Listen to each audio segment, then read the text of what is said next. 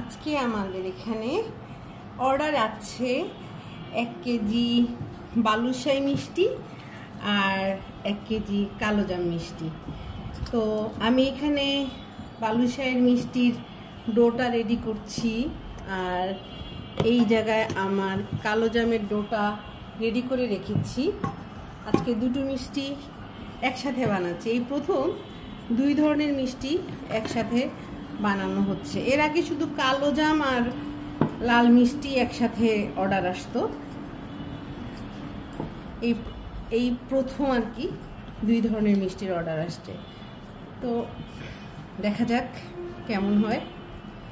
বালুশাহী মিষ্টিটার ডোটাকে খুব আলতোভাবে এরকমভাবে ভাঁজ করে করে প্রসেসিং করতে হয়, তাতে লেয়ারও পড়ে অনেকগুলো, আবার মিষ্টিটা ভালো মতো ফুলে।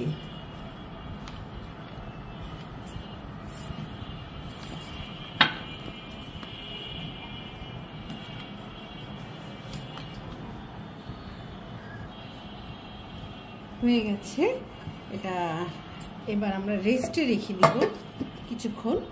রেস্টে রেখে আমি চলে যাব হচ্ছে কালোজাম মিষ্টির বলগুলো তৈরি করে নিব।